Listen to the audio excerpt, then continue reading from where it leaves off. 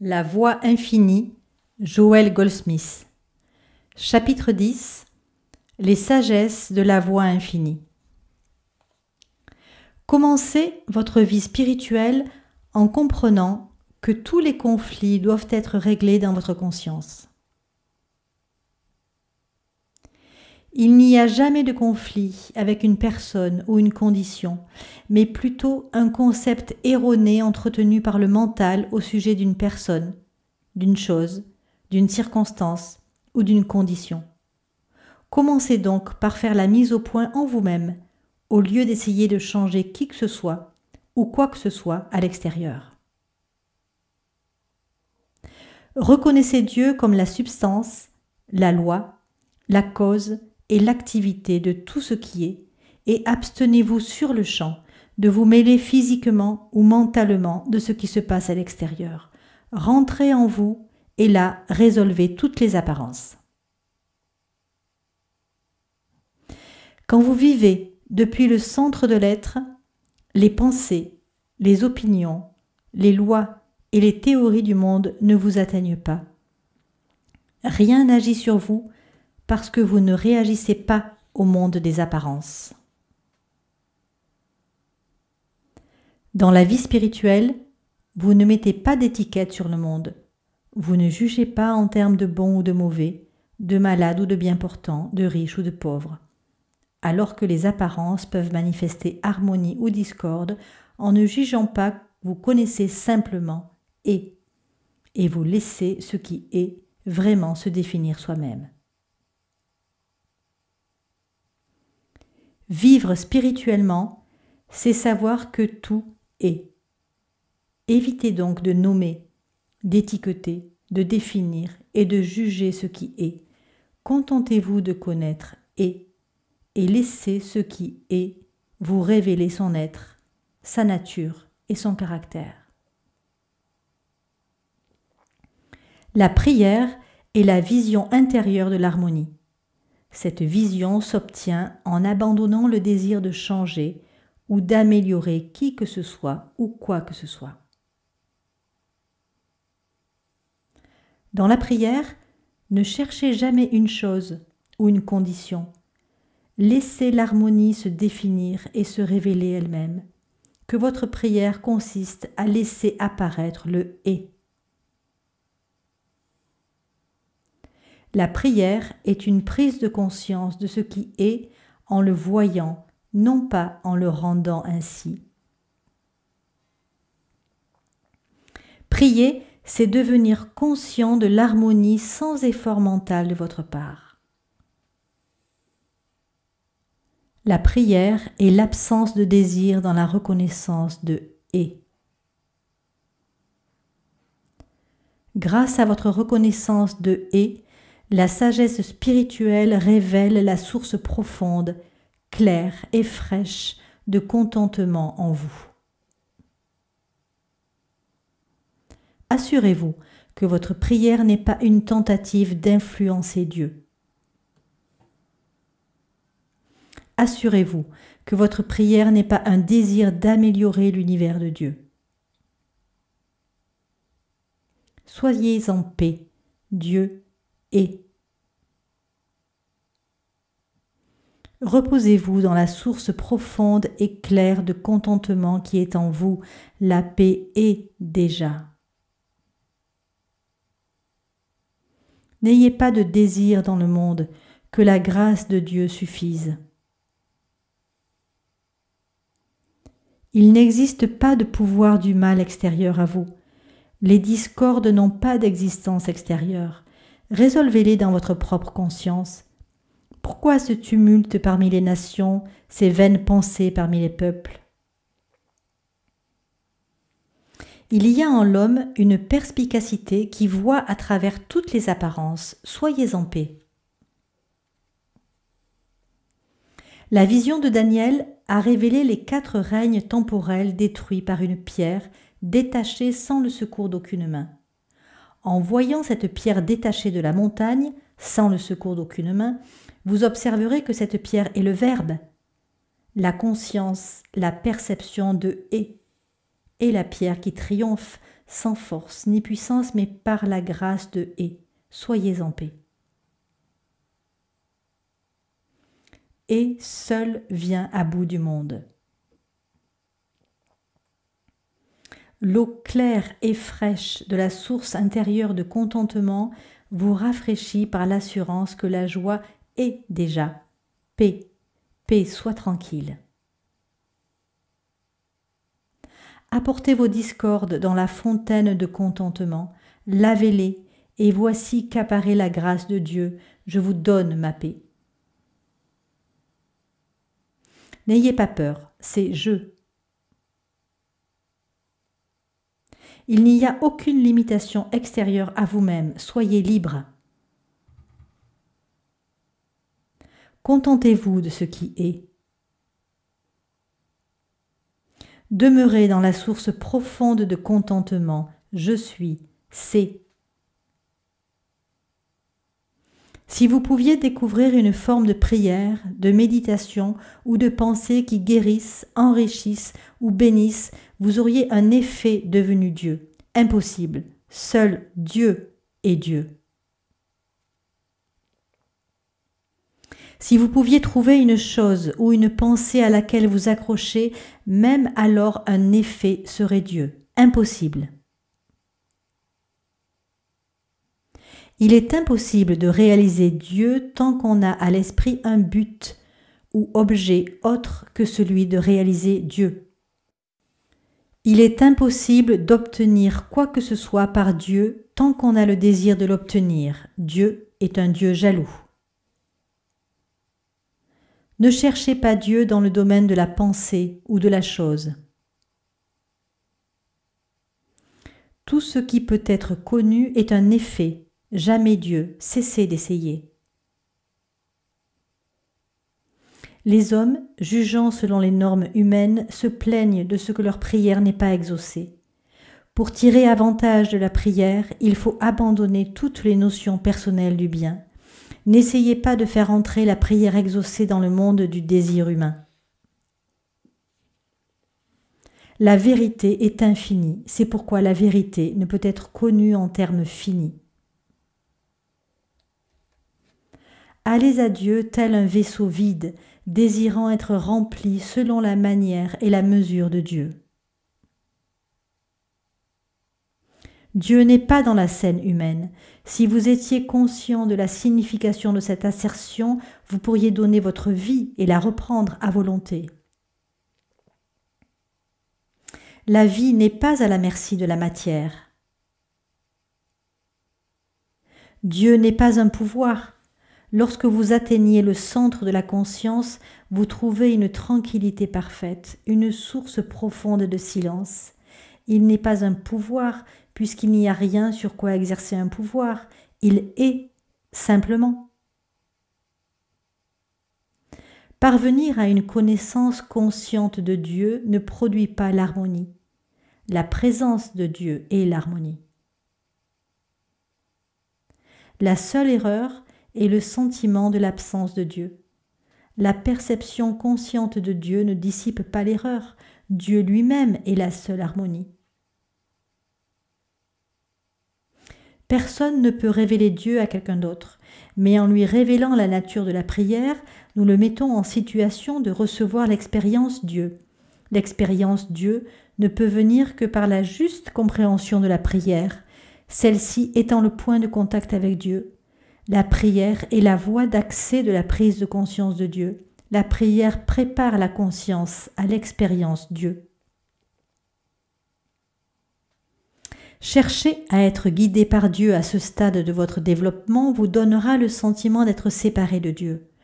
Le sentiment qu'il y a Dieu et quelqu'un ayant besoin d'aide, de direction ou de sagesse. En fait, il vous faut laisser Dieu être votre vie. Alors il vit, agit, accomplit et est votre être même. Lorsque nous avons commencé à méditer, nous contemplions Dieu, réfléchissant aux qualités et à la nature de Dieu telle que nous le comprenions. En nous élevant dans la conscience, nous avons appris que toute idée de Dieu que nous pouvions avoir n'était pas Dieu, mais seulement un concept de Dieu. Nous sommes ainsi entrés dans la tranquillité d'esprit qui conduit au silence profond de ma paix, et nous avons fait l'expérience de Dieu. Dans les débuts de notre étude spirituelle, nous cherchions Dieu ou la vérité comme moyen d'obtenir la santé, la paix, la sécurité, le salut et l'harmonie. Nous savons à présent qu'on ne trouve pas ces choses en dehors de lui et que l'expérience de Dieu est notre seul désir. Nous nous sommes élevés au-dessus du désir de la santé ou de quoi que ce soit d'autre en dehors de lui. Tous doivent s'élever au-dessus du désir de paix, de santé, de joie et d'abondance, car la vie éternelle, c'est qu'ils te connaissent, toi, le seul vrai Dieu. Chercher les objets du bien, les plaisirs, les choses et les lieux pour la joie qu'ils procurent fait obstacle au développement spirituel. En recherchant uniquement la réalisation de Dieu, nous faisons tout naturellement l'expérience des plaisirs, des choses et des lieux de joie. Notre plaisir est plus grand quand nous avons conscience de leur source. Dans la prière, les mots et les pensées sont utiles tant qu'ils nous conduisent à l'atmosphère de la communion véritable qui est exempte de mots et de pensées. Quand les mots et les pensées constituent à eux seuls la prière, ils empêchent de s'élever jusqu'à la perception de Dieu. Ne vous y trompez pas, voici le secret. Remplissez votre conscience de la parole de Dieu. Écoutez-la, lisez-la, réfléchissez et méditez sur elle. Cela enrichit et mûrit la conscience, et cette conscience plus profonde, plus pure, devient alors la cause, la loi, la substance et l'activité de votre existence. Cette conscience plus noble, qui s'est développée grâce à l'étude, à la pratique et à la méditation, parvient à la communion consciente avec Dieu et pénètre jusqu'au silence profond de ma paix. C'est alors que vous êtes soulevé jusqu'à un royaume dont l'atmosphère transcende mots et pensées. Si vous vous contentez de lire la vérité, vous n'en tirez qu'un savoir et non un approfondissement et un enrichissement de votre conscience. C'est la conscience approfondie et enrichie qui est le Christ de votre expérience. Nous ne vivons pas au niveau mortel de la conscience où le mal peut se produire. Dieu n'est pas dans le domaine ni à la portée du mental ou des pensées. Pour atteindre Dieu, il faut que vous dépassiez le mental et la pensée. Toute réponse venant d'un niveau inférieur à la conscience pure est donnée par notre identité humaine plutôt que par notre identité spirituelle. Ô vous qui étudiez, n'essayez pas d'obtenir les richesses célestes dans la conscience humaine. Attendez, cherchez un niveau de conscience plus élevé. Les trésors du Père y sont aussi gratuits que l'air. C'est une erreur de croire que le désir humain et la prière amèneront Dieu à vos côtés. Il faut s'élever dans la conscience jusqu'à réaliser sa présence et s'y reposer. On s'y reposera vraiment pour l'éternité des soucis, de l'inquiétude, du doute et de la peur. Celui qui étudie est souvent préoccupé de voir que son bonheur, sa paix, son harmonie ne sont pas complets et qu'il peut apporter plus de bien à autrui qu'à lui-même. Cela fait naître en lui des doutes et des craintes. Il doute que Dieu soit encore avec lui et craint de ne jamais pouvoir se défaire du sentiment d'être séparé de Dieu. Si de telles choses se produisent, c'est seulement pour que l'étudiant n'ait jamais la tentation de se glorifier ou de tirer vanité de sa compréhension. Il est impossible de maintenir un état de conscience qu'on n'a pas atteint. Affecter un état de conscience qu'on n'a pas atteint est humain. La conscience se vit elle-même, ce n'est pas vous qui la vivez. Retirez-vous aussi vite que possible de la conscience personnelle, laissez mourir le petit « je ». Même en métaphysique et dans la pratique spirituelle, on a cherché à prendre dans les filets des poissons plus gros et en plus grand nombre au lieu de lâcher les filets pour obéir à l'injonction « Suivez-moi ». Il n'existe pas de choses telles que mon harmonie, ma santé ou mes ressources. Sa paix dépasse toute compréhension, sa grâce suffit. Qu'importe le bonheur ou le chagrin de l'expérience humaine, le bonheur doit être révélé par l'esprit. Qu'importe la paix ou la non-paix de l'homme, la paix doit être révélée par l'âme. Qu'importe la bonne ou la mauvaise santé du corps, la santé doit être révélée par Dieu. Qu'importe une bourse pleine ou vide, l'abondance doit être révélée par l'amour. Au plus profond du désespoir provoqué par les affaires terrestres, voici ce qu'on apprend. Trouve ton bien en Dieu.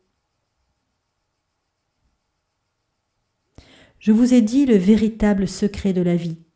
Dieu n'est pas avec les mortels. Enlevez-le de là. Sur le chemin spirituel, quand celui qui étudie voit s'écrouler son château de cartes, il est proche d'une demeure éternelle qui n'a pas été faite de main d'homme. Toi qui étudies la vérité spirituelle, réjouis-toi quand s'effondre la construction extérieure, car le temple intérieur est sur le point d'être révélé. L'esprit de l'individu qui cherche de l'aide est l'esprit Christ qui attend d'être reconnu. L'homme qui a son être en Christ trouve ses capacités et ses talents dans l'âme, non dans le cerveau, le corps ou les muscles. Toutes les actions des organes et toutes les fonctions du corps sont des activités de l'âme, apparaissant sous forme d'actions corporelles. Les compétences, les talents, les capacités et les aptitudes de l'esprit sont en réalité l'action âme rendue visible et tangible. Nous vivons en lui seul nous trouvons notre plénitude et notre perfection. Séparés de lui, nous sommes semblables à des arbres déracinés, à des vagues séparées de la mer. Les ressources ne peuvent être limitées puisque l'âme est leur source et leur infinitude. L'âme est la substance, la nature, l'action et la loi de toute forme et n'est jamais séparée de la forme. Car ni la circoncision ni l'incirconcision n'a de valeur. Telle est la voie du milieu de la voie infinie. Puisque la pureté est le contraire du péché, ce n'est pas ça. Puisque la santé est le contraire de la maladie, ce n'est pas ça. Mais ceci aussi est la voie du milieu. La crucifixion de l'ego est accomplie lorsqu'il ne reste rien pour quoi vous souhaitiez prier. Ceux qui avancent sur le chemin spirituel rencontrent les expériences discordantes de la vie humaine, jusqu'à ce que la transition vis-à-vis de ce monde soit tout à fait achevée. Ils ont bien sûr le désir d'éviter ou de fuir ces disharmonies du mental, du corps ou des affaires économiques, mais ne le peuvent car les discordes résultent uniquement du combat qui s'oppose entre l'esprit et la chair, c'est-à-dire la conscience spirituelle et le sens matériel. Pour ceux qui sont en chemin, l'harmonie dans les affaires humaines indique souvent l'absence d'éveil spirituel. Aussi, quand aura lieu la bataille aboutissant à la domination de ce monde, l'initié restera aussi calme que possible dans l'adversité, en s'efforçant de ne pas lutter contre les conditions erronées et en laissant autant que possible la guerre se poursuivre jusqu'à ce qu'arrive le moment de la transition. Quand vos études spirituelles sont sincères, l'effondrement de votre monde matériel, la désertion des amis ou de la famille, un changement de santé ou d'activité extérieure, annonce souvent la transition spirituelle ou la renaissance. C'est l'accomplissement de ce que vous avez cherché. Un formidable mouvement se produit quand l'initié discerne la différence entre l'harmonie physique et la plénitude spirituelle. Retire-toi souvent au centre de l'être, mon fils. Laisse l'amour divin s'engouffrer en toi. Sois en paix dans ma paix.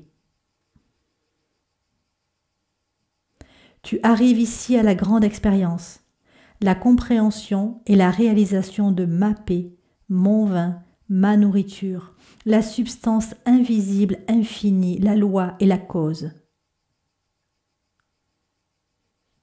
Ô mon enfant, quelle bénédiction est la tienne lorsque ma paix descend sur toi, t'enveloppe et te soutient. Maintenant, tu connais le sens de « je ne te délaisserai point, je ne t'abandonnerai point ». Maintenant, tu connais le repos qu'on trouve dans l'esprit, cela que même les harmonies de ce monde ne peuvent jamais donner. Paix, paix, sois tranquille. Dieu Père Noël, si tout désir est péché, c'est que le désir se fonde sur le concept d'un Dieu qui donne ou refuse, et aussi sur l'acceptation d'une chose, d'un individu ou d'un lieu autre que Dieu. Puisque Dieu seul est, et qu'il est omniprésence, la prière, la vraie prière, est un état de conscience, une communion consciente dans l'union. J'ai été dans une profonde affliction, si intense qu'elle m'a brisé le cœur en 1000 morceaux, et je me suis demandé, pourquoi, ô Seigneur, pourquoi ? Au plus profond de mon chagrin, la réponse est venue. À cause de l'incapacité du monde à recevoir ce Christ et à lui répondre. À cause du rejet de ce Christ par ceux dont nous croyons qu'il possède le don de vision. À cause de la grossière ignorance et de l'obscurantisme de la pensée humaine. Tout cela, ces rejets, cette opacité rebondit sur moi. Accorde-moi la grâce de m'élever au-dessus de ma tristesse. La lumière brille. La parole révèle que lorsque la pierre d'achoppement n'est plus nécessaire, elle est supprimée. Vous n'avez pas besoin de la bouger, de la déplacer ou de l'enlever. Elle est enlevée lorsqu'elle n'est plus nécessaire. Merci, Père, pour l'amour. La vérité, telle qu'on la connaît ou l'affirme le plus souvent, n'est vérité qu'en Dieu. Quand on a atteint la réalisation de la vie en Dieu, il est vrai qu'on est spirituel, divin et gouverné par Dieu. La vérité spirituelle n'est pas vraie en ce qui concerne la condition humaine, elle est vraie en ce qui concerne l'esprit et son univers. La condition humaine est un état d'hypnose et c'est seulement au moment où l'illusion se brise que la vie est en Dieu. Il n'y a qu'en Dieu qu'on puisse réaliser la perfection, la plénitude ou l'unicité. La réalisation ne vient que lorsqu'on s'est libéré de tous les concepts de la vérité, et ceci n'arrive que par la grâce. Dépouillé de tous les concepts de vie, de vérité et d'amour, on se tient en Dieu. La vie au-delà de la tombe n'a aucun rapport avec l'immortalité, elle n'est que la survivance de la personnalité. Cette personnalité meurt, il lui faut mourir ici-bas ou dans l'au-delà, afin que l'immortalité puisse être réalisée. L'individualité immortelle est toujours présente, même quand elle est revêtue de la personnalité, mais elle n'est révélée et vécue que dans la mesure où la personnalité ou l'identité humaine disparaît. Tant qu'on se préoccupe du bien personnel, la sécurité, la santé ou la paix de l'esprit, persiste ce qui doit mourir chaque jour pour qu'on puisse renaître de l'esprit dans la réalisation de l'immortalité ici et maintenant. La prière n'est pas une activité du mental humain.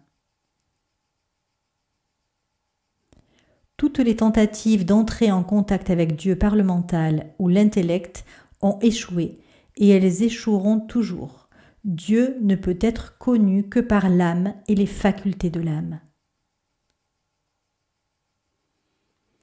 La prière exprimée par l'intellect ne peut donner des fruits que dans la mesure où l'on croit en elle. La foi en un Dieu inconnu n'apporte que l'harmonie d'une croyance aveugle. Dieu doit être connu et compris à travers l'âme. À un individu avancé dans ses études, tu as atteint le point où tu connais toutes les vérités qu'il est possible à un homme de connaître, de comprendre ou de recevoir. Maintenant, tu dois t'élever encore pour atteindre la vérité qui se révèle par des moyens spirituels, sans moyens humains de communication. Pourquoi des âmes avancées, même des praticiens et des instructeurs, font-ils encore l'expérience de maladies et autres problèmes? Parce que s'exprime tout degré de conscience mortelle ou matérielle qui demeure encore en eux. Il n'y a pas de conscience non exprimée, et même un tout petit reste de conscience humaine s'exprimera en termes de bien ou de mal humain. Telle est la loi.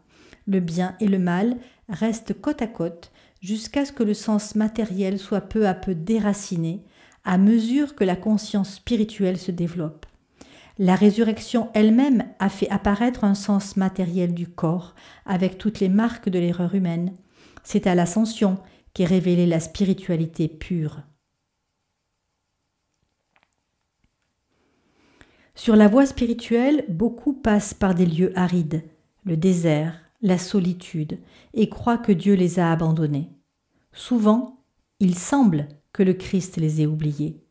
C'est alors que le chercheur spirituel doit se rappeler qu'il n'a pas encore abouti, que ce qu'il a cru être la pleine réalisation de la vérité, du Christ ou de Dieu, n'était pas la plénitude de l'esprit. Ces expériences de désert lui révèlent qu'il doit encore insister, car lorsque la lumière est venue pleinement, je ne t'abandonnerai jamais, ni ne délaisserai.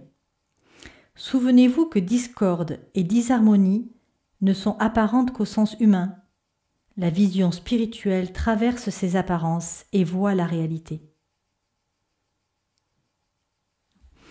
La foi ne concerne pas le passé ou le futur. La foi est une activité qui se produit dans le présent, maintenant, uniquement maintenant. La foi est une activité de la conscience, tout comme l'intégrité. La foi est toujours présente en vous, même si, comme l'intégrité, elle peut être assoupie. Reconnaître l'omniprésence de la foi comme activité de la conscience individuelle amorce son flux de façon tangible. La foi est une qualité de Dieu, pas de l'homme, mais en tant que qualité de Dieu, elle est présente dans toute sa plénitude. N'attendez pas du pouvoir de Dieu qu'il fonctionne dans le rêve, mais plutôt qu'il brise le rêve. Ne vous adressez pas à Dieu pour qu'il ajuste, change ou guérisse le rêve. C'est la compréhension ou la prise de conscience de Dieu qui brise le rêve. Savoir qu'on a fonctionné dans le rêve est le début de l'éveil. La véritable non-résistance est la capacité de ne pas attendre de Dieu qu'il agisse dans le rêve. Cela ne veut pas dire qu'on vit sans Dieu, mais plutôt qu'on découvre que notre vie est en Dieu pour l'éternité. Se retenir de chercher l'aide de Dieu, c'est fonctionner dans la réalité. Ne plus se tendre vers Dieu ni chercher son aide, c'est sortir du rêve en s'éveillant à la réalité. Chaque fois qu'on a un sentiment d'avoir besoin de Dieu, c'est qu'on fonctionne dans le rêve. Dieu n'est pas un pouvoir au sens d'un pouvoir sur le mal, le péché, la maladie ou la mort. Dieu n'est pouvoir dans aucun sens impliquant le combat, c'est-à-dire la domination ou la destruction. Dieu est vie, Dieu est amour, Dieu est. Rien d'autre n'est. Seul Dieu est. Ne vous préoccupez pas de vos relations avec les gens. Entretenez consciemment votre relation avec Dieu et ceci prendra soin de tout le reste. Gardez secrète et sacrée la réalisation de votre relation avec Dieu.